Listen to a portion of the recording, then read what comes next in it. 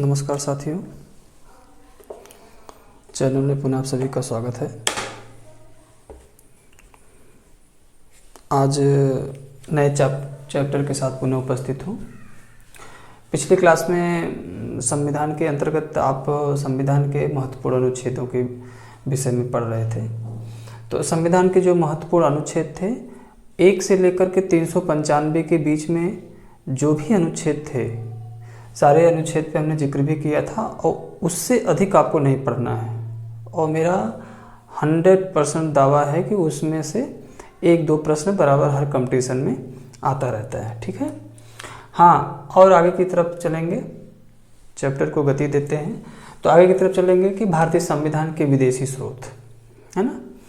तो भारतीय संविधान की जो व्यवस्थाएं हैं, है ना, जो व्यवस्थाएं हैं और जो उसके अंतर्गत जो भाग निर्धारित किए गए हैं वह कहीं न कहीं विदेशों से लिया गया, वह व्यवस्था कहीं न कहीं विदेशों से लिया गया है। यानी कि जो स्रोत हैं, ठीक है ना, वो कहीं न कहीं विदेशी स्रोत हैं। जैसे चाहे वो राष्ट्रपति का निर्वाचन हो, चाहे संघवाद हो, चाहे संसदीय व्यवस्था हो, चाहे वशिष्ठ सूची हो, है ना। तो जितनी भी व्यवस्था भारतीय संविधान में उल्लेखित है वह कहीं न कहीं वह व्यवस्था जो है विदेशी स्रोत पर आधारित है। कुछ भारतीय संविधान के निर्माण के समय भी कुछ व्यवस्थाएं ली गई थी जो स्वयं निर्माण प्रक्रिया में शामिल थी।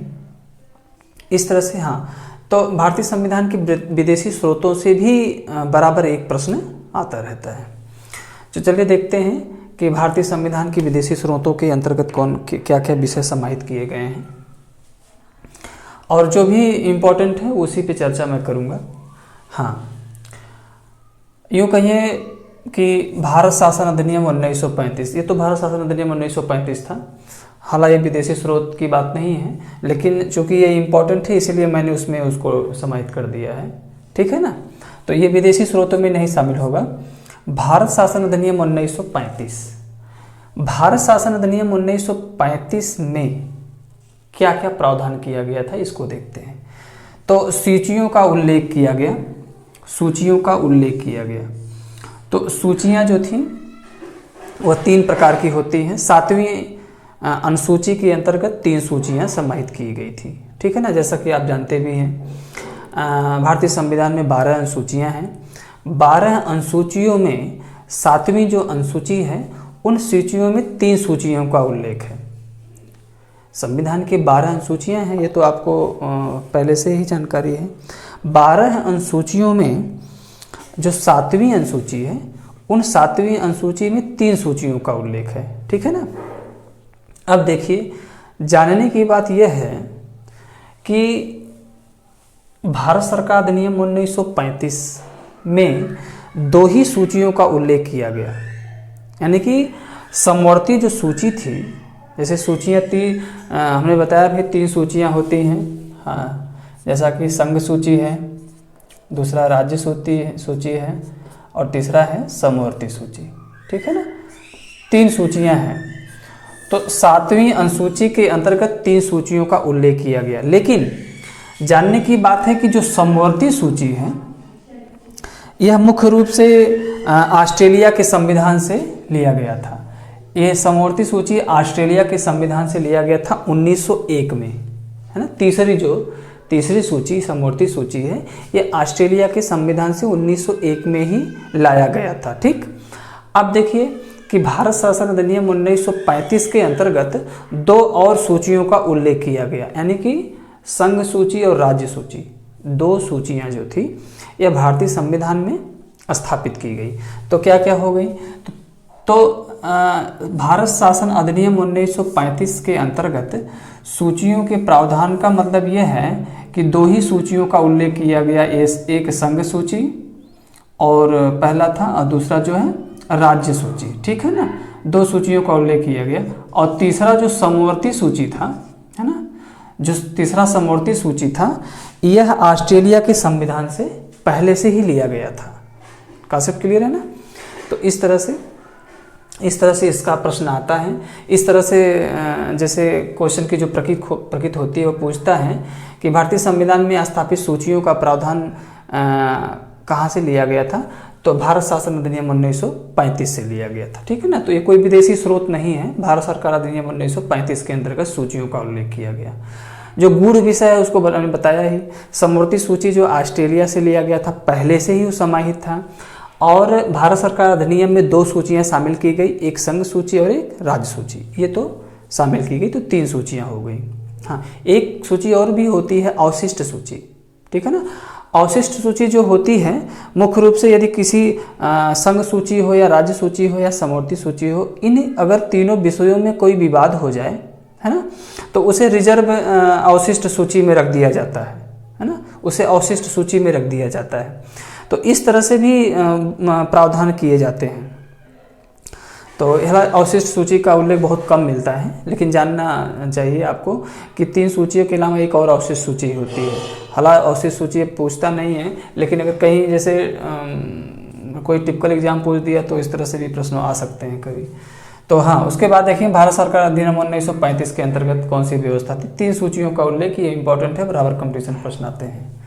अगला है जापान के संविधान से कौन कौन सी व्यवस्था भारतीय संविधान में लिया गया है। ठीक है ना, तो जापान के संविधान से कौन कौन सी व्यवस्था लिया गया है। एक पहला तो अनुच्छेद का प्रावधान किया गया है ना, कि अनुच्छेद जो आपके अनुच्छेद 1 से लेकर के 395 की जो व्यवस्था है भारतीय संविधान में, इसका प्रावधान कहाँ से लिया गया था, जापान के संविधान से। यानी कि अनुच्छेद का जो उल्लेख भारतीय संविधान में किया गया, यह कहाँ से लिया गया था, जापान से लिया गया था। हालांकि ये कम ही मिलता है ना, आपको कम बुक में मिलता है ये, है ना। तो जापान के संविधान से भारतीय संविधान के अनुच्छेद की जो व्यवस्था है, ये जापान के संविधान से लिया गया था।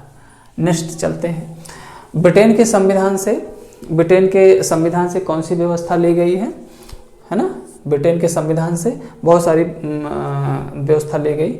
संसदीय शासन व्यवस्था, है ना, तो भारत में संसदीय शासन व्यवस्था है, यानी संसदात्मक शासन प्रणाली भारत में है ना, भारतीय संविधान में।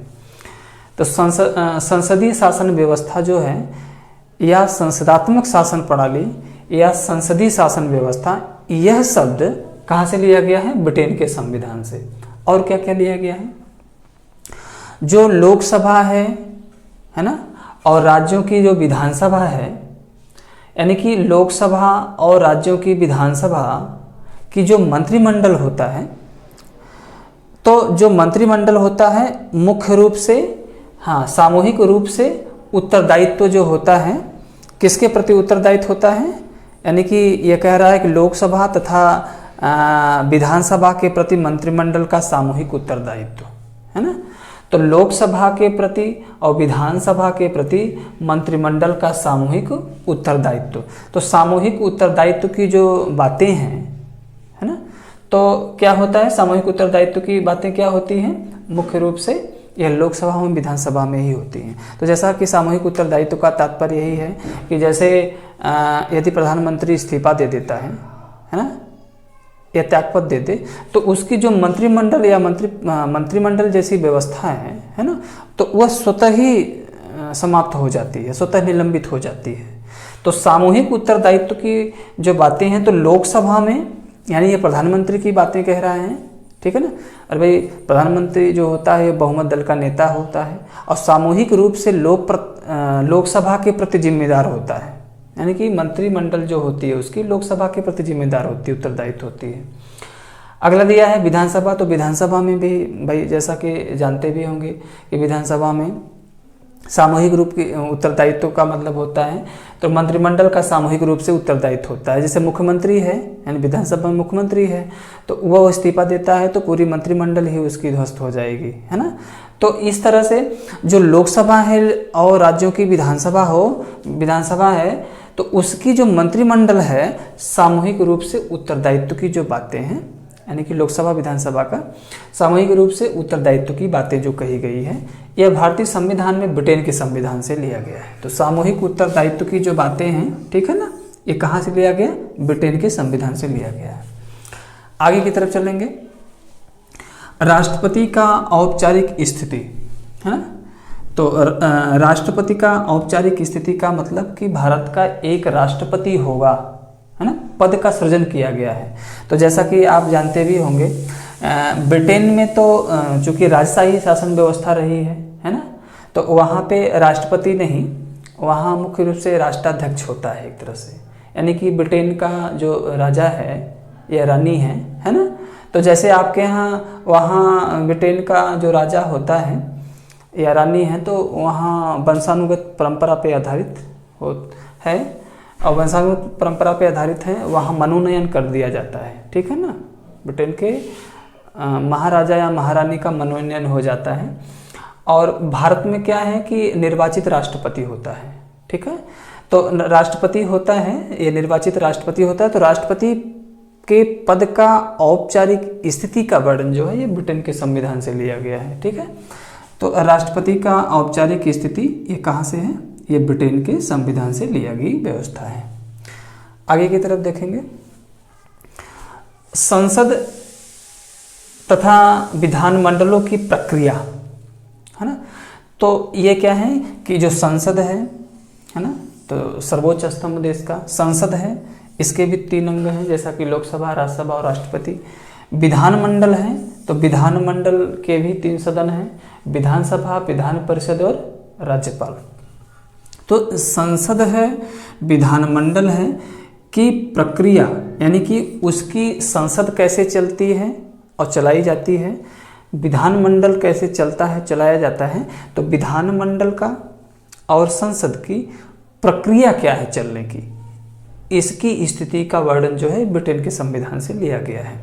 साथ ही साथ संसद का हो या विधानमंडल का हो, उसका विशेषाधिकार क्या है। जैसे संसद का विशेषाधिकार या विधानमंडल का विशेषाधिकार क्या है, इसके संबंध में भी प्रावधान किया गया है, ये ब्रिटेन के संविधान से लिया गया है। साथ ही साथ उनकी उन्मुक्तियां भी हैं, ब्रिटिश संविधान से लिया गया है। और क्या क्या लिया गया है ब्रिटेन के संविधान से, एकल नागरिकता, मोस्ट इंपॉर्टेंट है, एकल नागरिकता का प्रावधान। तो एकल नागरिकता का जो प्रावधान है ब्रिटेन के संविधान से लिया गया है, यह इंपॉर्टेंट है, बराबर कंपटीशन में प्रश्न आते भी रहते हैं, ठीक है ना। तो ब्रिटेन के संविधान से एकल नागरिकता ली गई है। और क्या क्या लिया गया है, विधि का शासन, है ना।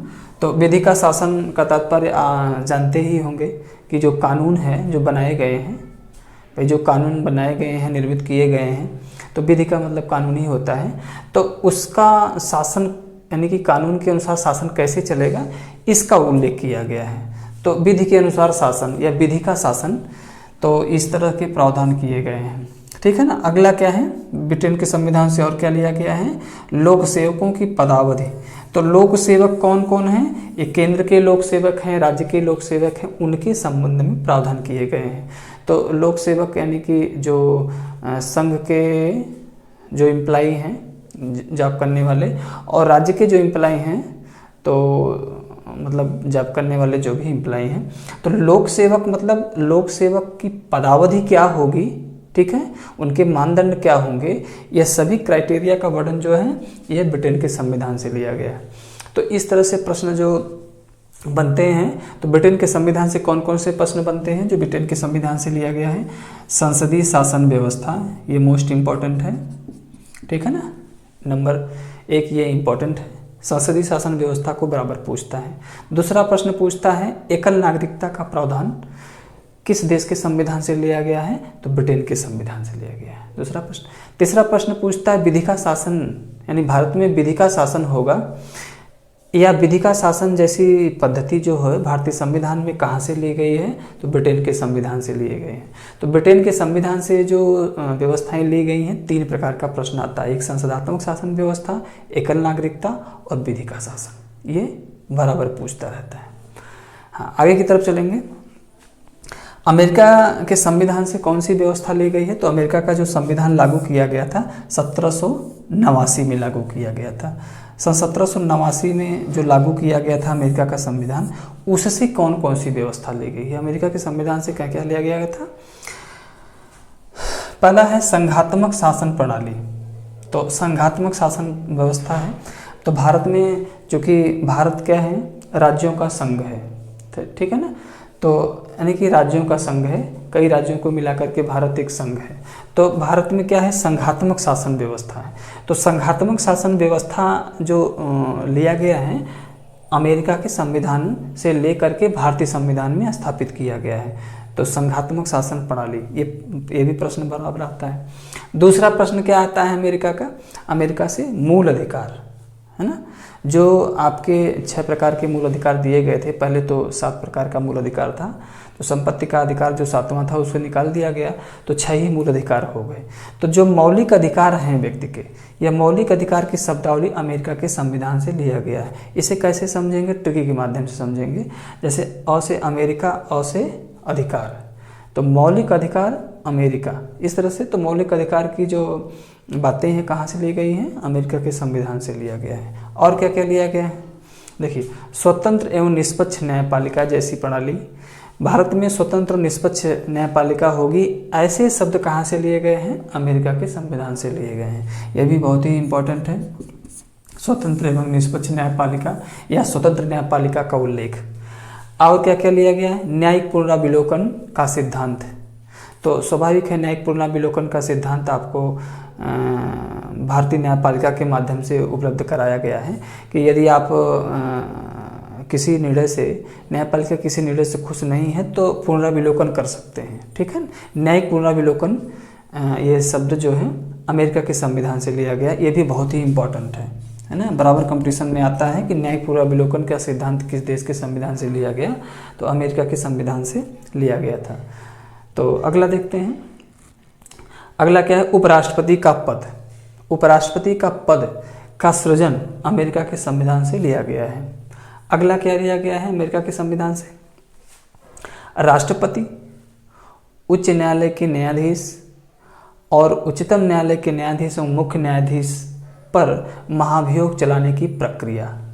देखिए, तो महाभियोग की प्रक्रिया के द्वारा कौन कौन हटाया जाता है, इसका उल्लेख अमेरिका के संविधान में किया गया था और अमेरिका के संविधान से ही भारत में महाभियोग की प्रक्रिया से हटाए जाने की स्थिति के बारे में वर्णन किया गया है। तो महाभियोग की प्रक्रिया से कौन कौन हटाया जाता है, राष्ट्रपति, उच्च न्यायालय तथा उच्चतम न्यायालय के न्यायाधीश एवं मुख्य न्यायाधीश, ठीक है ना। यह तीनों लोग हटाए जाते हैं तो महाभियोग की प्रक्रिया से हटाए जाते हैं। तो जो महाभियोग प्रक्रिया से हटाने का शब्द है यह अमेरिका के संविधान से लिया गया है। इसमें बराबर कंपटीशन में प्रश्न आते हैं अमेरिका के संविधान से। पहला जो इम्पोर्टेंट है मूल अधिकार, यह मूल अधिकार बराबर पूछता है, या मौलिक अधिकार। तो मौलिक अधिकार शब्द कहाँ से लिया गया है, अमेरिका के संविधान से। दूसरा प्रश्न पूछता है, भारत में स्वतंत्र न्यायपालिका होगी या स्वतंत्र न्यायपालिका जैसा शब्द किस देश के संविधान से लिया गया, तो अमेरिका के संविधान से लिया गया। अगला पूछता है, न्यायिक पुनराविलोकन का सिद्धांत किस देश के संविधान से लिया गया, तो अमेरिका के संविधान से लिया गया, ठीक है ना। फिर अगला पूछता है, हाँ 2-3 प्रश्न हो गए। चौथा प्रश्न आता है कि राष्ट्रपति पर महाभियोग लगाने की प्रक्रिया यह किस देश के संविधान से लिया गया है, तो अमेरिका के संविधान से लिया गया है। साथ ही साथ उच्च न्यायालय उच्चतम न्यायालय के न्यायाधीश और मुख्य न्यायाधीश पर महाभियोग चलाने की प्रक्रिया का भी उल्लेख अमेरिका के संविधान से लिया गया है। इस तरह से बराबर कंपटीशन में प्रश्न आते रहते हैं।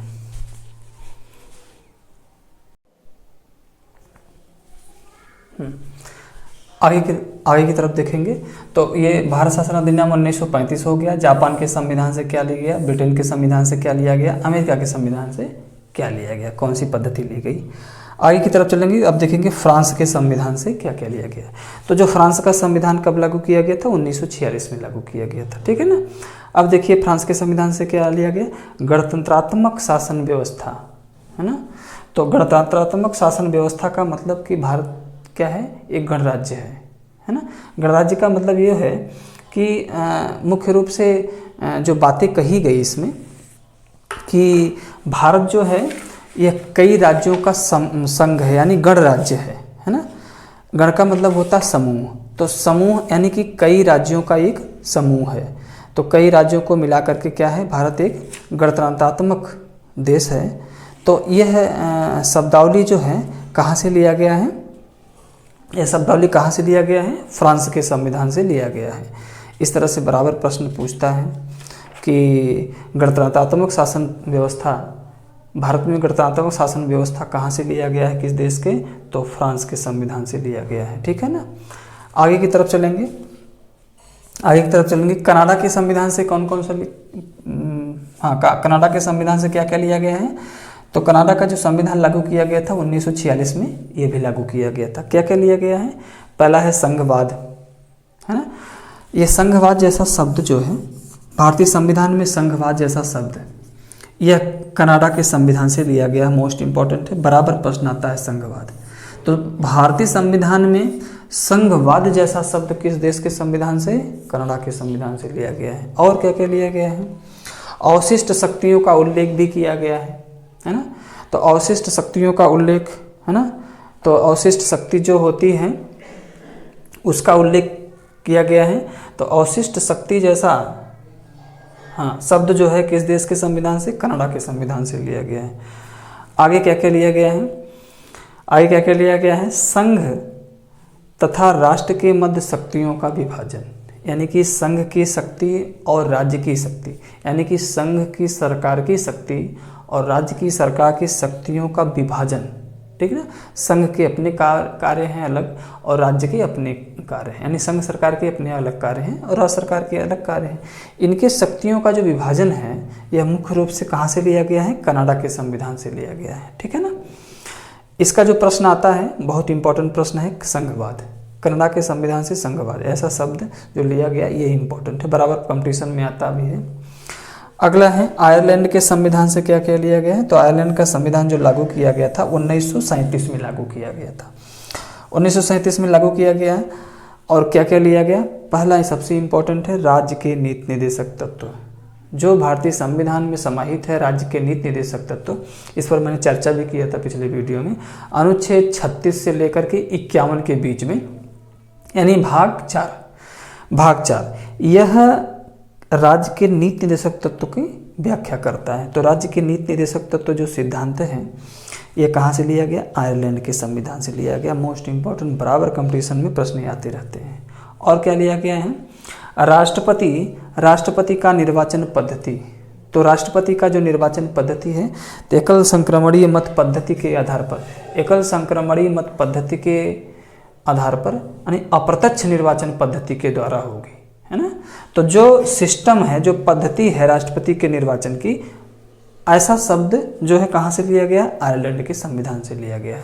और क्या लिया गया है, राज्यसभा में जो 12 सदस्यों का मनोनयन होता है, यानी राष्ट्रपति उसको करता है। तो राज्यसभा में 12 सदस्यों का जो मनोनयन होता है उसका,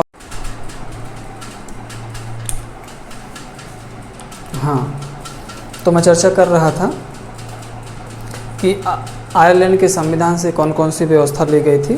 तो राज्य के नीति निर्देशक तत्व, जैसा कि मोस्ट इम्पॉर्टेंट है, राज्य के नीति निर्देशक तत्व का उल्लेख जो है ये आयरलैंड के संविधान से लिया गया है, भारतीय संविधान में स्थापित किया गया है। राष्ट्रपति के निर्वाचन पद्धति को भी बताया मैंने। राज्यसभा में 12 सदस्यों का जो मनोनयन है, यह व्यवस्था भारतीय संविधान में आयरलैंड के संविधान से ली गई व्यवस्था है। तो जो भारतीय संविधान में, यानी राज्यसभा का जब निर्वाचन होता है, तो राज्यसभा का जो निर्वाचन 245 वर्तमान सदस्यों का जो होता है, उसमें 12 सदस्य का जो राष्ट्रपति द्वारा मनोनयन किया जाता है, ये ऐसे शब्द या ऐसी व्यवस्थाएं जो हैं आयरलैंड के संविधान से ली गई हैं। नेक्स्ट देखते हैं, जर्मनी के बीमर संविधान से क्या लिया गया है। तो जर्मनी का जो संविधान है उसे बीमर संविधान कहा जाता है। इसे लागू किया गया था 1933 में, 1933 में लागू किया गया था। आपात उपबंध, मोस्ट इम्पॉर्टेंट है, आपात उपबंध का जो प्रावधान है यह मुख्य रूप से कहाँ से लिया गया था, जर्मनी के संविधान से। तो आपात उपबंध भारत में, जैसे मैंने बताया भी था कि भारत में 3 प्रकार के आपात उपबंध हैं। राष्ट्रीय आपातकाल जानते ही हैं, राष्ट्रपति शासन और वित्तीय आपातकाल। 3 प्रकार के आपातकाल भारतीय संविधान में विहित हैं, दिए गए हैं। तो ये आपात उपबंध की जो व्यवस्था है यह जर्मनी के संविधान से लिया गया है। आपातकाल तो या आपात उपबंध एक पूरा लंबा चैप्टर ही है, इस पे चर्चा करेंगे। तो ये इसके संबंध में हो गया। अगला देखते हैं, सोवियत रूस के संविधान से कौन सी व्यवस्था ली गई। तो सोवियत संघ के संविधान से क्या लिया गया। सोवियत रूस इसलिए कह रहा हूँ कि चूँकि रूस का जो सोवियत संघ का जो बंटवारा हुआ था तो 1990 में हुआ था। तो 1990 में सोवियत संघ का बंटवारा हुआ तो सोवियत संघ अलग हो गया, रूस अलग हो गया, ठीक है ना। तो इसीलिए मैंने इसको कभी कभी रूस भी दे देता है या कभी कभी सोवियत संघ भी दे देता है। तो सोवियत संघ अलग हो गया, रूस अलग हो गया, ठीक है ना। तो ये यहाँ सोवियत रूस का जो संविधान लागू हुआ था 1936 में लागू हुआ था, ठीक है ना। अब यहाँ से क्या लिया गया है, मूल कर्तव्य यानी मौलिक कर्तव्य। संविधान में जो मौलिक कर्तव्य का उल्लेख किया गया है तो 11 मौलिक कर्तव्य वर्तमान समय में हैं। तो यह मौलिक कर्तव्य जो है सोवियत रूस के संविधान से लिया गया है, भारतीय संविधान में स्थापित किया गया है, ठीक है ना। ये भी बहुत इंपॉर्टेंट है। मौलिक कर्तव्य जो है सोवियत रूस से, मूल अधिकार अभी बताया मैंने कि मूल अधिकार जो है यह कहाँ से, अमेरिका के संविधान से। तो अ से अमेरिका, अ से अधिकार, ऐसे आप लगा लीजिए, एक कॉन्सेप्ट बना लीजिए, भूलेगा नहीं वो। तो जहाँ दो बातें कन्फ्यूजन की होती है वहाँ एक ही बात को याद करना चाहिए और दूसरा ऑटोमेटिक वो सेट हो जाता है। तो अधिकार अगर जान रहे हैं तो अ से अधिकार, अ से अमेरिका, तो मौलिक अधिकार कहाँ से, अमेरिका के संविधान से। मौलिक कर्तव्य जो है रूस के संविधान से लिया गया है, सोवियत रूस के संविधान से। अगला है ऑस्ट्रेलिया से। ऑस्ट्रेलिया के संविधान से क्या लिया गया है, जो ऑस्ट्रेलिया का संविधान लागू हुआ था 1901 में लागू हुआ था। क्या क्या लिया गया है, समवर्ती सूची का उल्लेख, अभी पीछे हमने बताया भी कि समवर्ती सूची का उल्लेख यानी समवर्ती सूची जैसा शब्द जो है भारतीय संविधान में ऑस्ट्रेलिया के संविधान से लिया गया था। तो हमने अभी पीछे बताया है कि भारत सरकार अधिनियम 1935 में 2 ही सूचियों का उल्लेख था, एक संघ सूची, दूसरी राज्य सूची। लेकिन ऑस्ट्रेलिया के संविधान से समवर्ती सूची भी ले ली गई तो वह 3 प्रकार की सूचियां हो गई। तो 7वीं अनुसूची में 3 सूचियों का उल्लेख कर दिया गया। तो इस तरह से सूचियों का जो उल्लेख किया गया है ये 1935 के भारत सरकार अधिनियम के माध्यम से भारतीय संविधान में लाया गया था। और क्या क्या लिया गया है, ऑस्ट्रेलिया के संविधान में सबसे मोस्ट इम्पॉर्टेंट है प्रस्तावना या उद्देशिका। भारतीय संविधान की जो प्रस्तावना है, जो उद्देशिका है, वह शब्द कहाँ से लिया गया, ऑस्ट्रेलिया के संविधान से लिया गया। हालांकि ये बहुत कम बुकों में मिलेगा आपको। जो संविधान में प्रस्तावना या संविधान की प्रस्तावना या उद्देशिका है, यह ऑस्ट्रेलिया के संविधान से ली गई व्यवस्था है, ठीक है। अगला अंतिम देखेंगे तो दक्षिण अफ्रीका की गोरी सरकार से। तो दक्षिण अफ्रीका के संविधान से क्या क्या लिया गया था, तो दक्षिण अफ्रीका के संविधान से लिया गया था संविधान संशोधन की प्रक्रिया। तो संविधान संशोधन यानी कि संविधान में संशोधन, भारतीय संविधान में संशोधन करने का जो अधिकार है तो भारतीय संसद को मिला हुआ है। तो संसद संविधान में संशोधन कर सकती है। तो यह व्यवस्था दक्षिण अफ्रीका के संविधान से ली गई है। तो संविधान संशोधन करने की जो प्रक्रिया है वह कहाँ से लिया गया है, वो दक्षिण अफ्रीका के संविधान से लिया गया है। तो ये संविधान जो संशोधन भाई 3 प्रकार से होता है, एक साधारण बहुमत से होता है, एक विशेष बहुमत से होता है और एक विशेष बहुमत के साथ साथ आधे से अधिक राज्यों की विधानसभा के अनुमोदन से संशोधन होता है। तो इस तरह से ये पूरा चैप्टर है। इसमें से जो इम्पोर्टेंट प्रश्न हैं बराबर मैंने भी बताया भी, बराबर कंपटीशन आते रहते हैं। तो मुझे विश्वास है कि आपको वीडियो अच्छी लगी होगी, तो कमेंट के माध्यम से भी बताएंगे। और वीडियो को सब्सक्राइब करना, शेयर करना, लाइक करना ना भूलें। तो अधिक से अधिक सब्सक्राइब करें। हाँ, बेल आइकन को भी दबाना ना भूलें। लेटेस्ट में जो वीडियो आप तक मेरी पहुंचेगी, तो जैसे ही आप चैनल खोलेंगे वैसे ही मेरी वीडियो आप तक पहुंचेंगी। तो वीडियो को सब्सक्राइब करिए, शेयर करिए, लाइक करिए। तब तक के लिए बहुत बहुत धन्यवाद, बहुत बहुत शुभकामनाएं।